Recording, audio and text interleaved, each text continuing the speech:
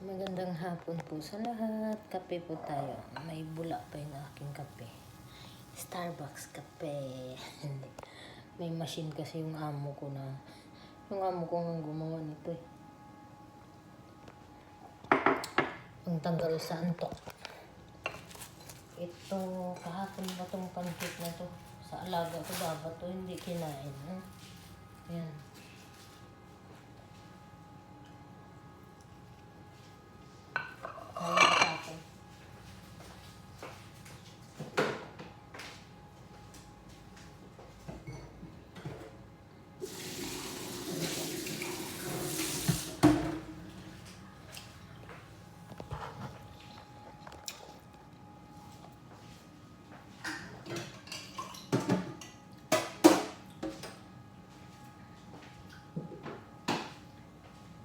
Kape mo na kape.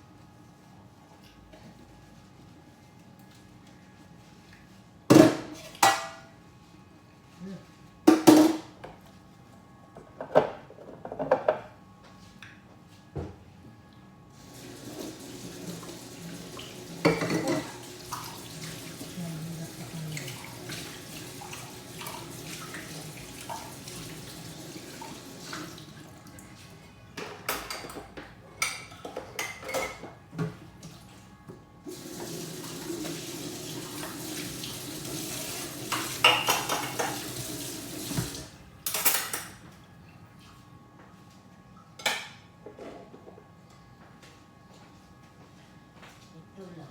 Kasi nabasag na itong takot nito eh. Kaya ito malaglag. Hindi kasi kabigat.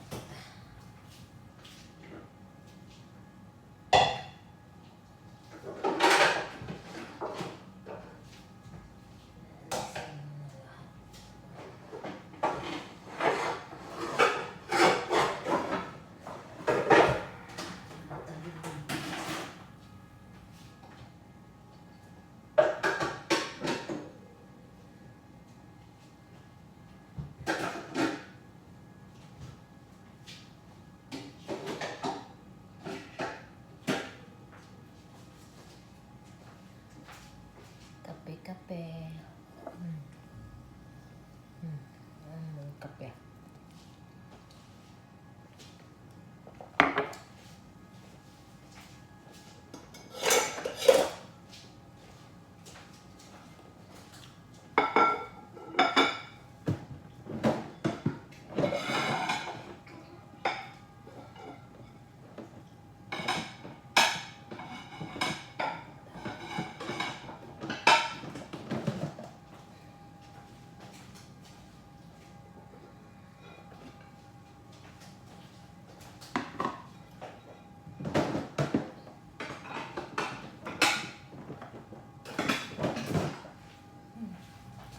Hello guys, pasensya na kung hindi ako laging nakakapag-upload ng video, nakakapag-live.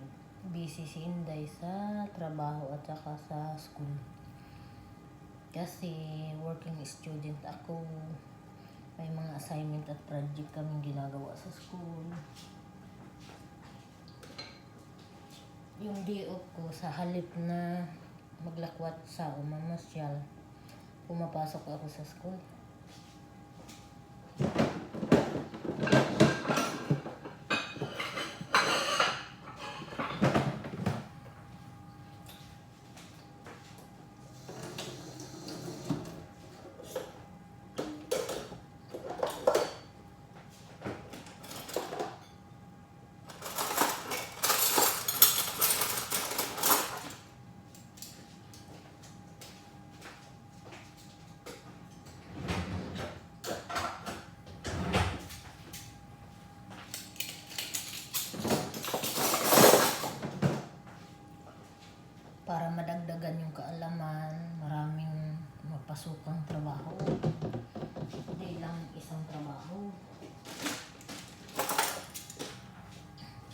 Pares ngayon, matatapos na ako sa nursing assistant.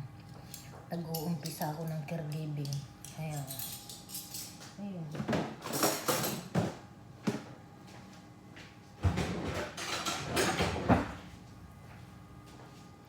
Kaya ako nag-aaral niyan dahil plano kong mag-apply sa Europe country. Hindi man kasi doon yung caregiving at saka yung sa home care. Mga nursing assistant sa ibang bansa.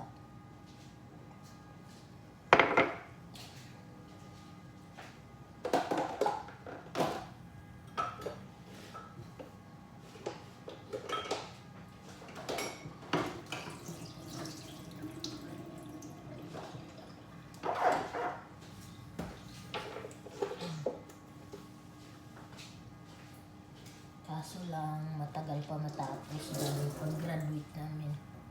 May 300 hours na OJT.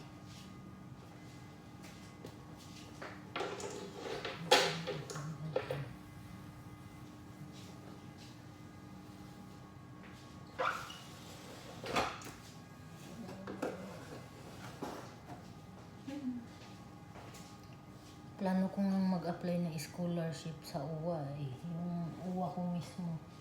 Gagamitin ko. Kasi wala naman akong anak na pwedeng mag-apply ng sarili ko lang. Magagamit ko sa sarili ko para makalibre bang bayad sa school. Mabigat din sa bulsa. Aabot ng 4,000 mahigit dirham. Magkano na sa piso yun? Aabot ng 60, 70, 50,000.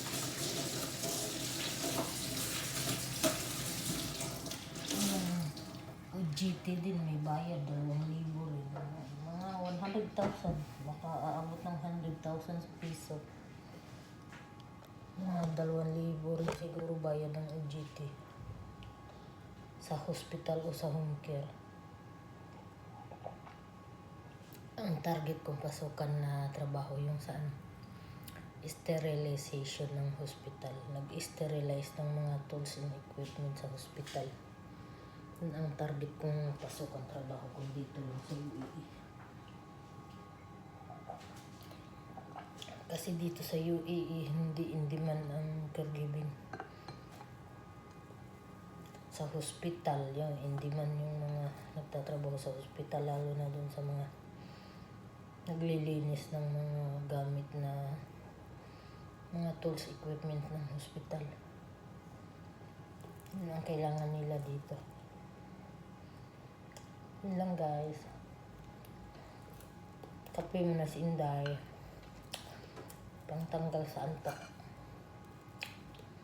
Bye lang muna.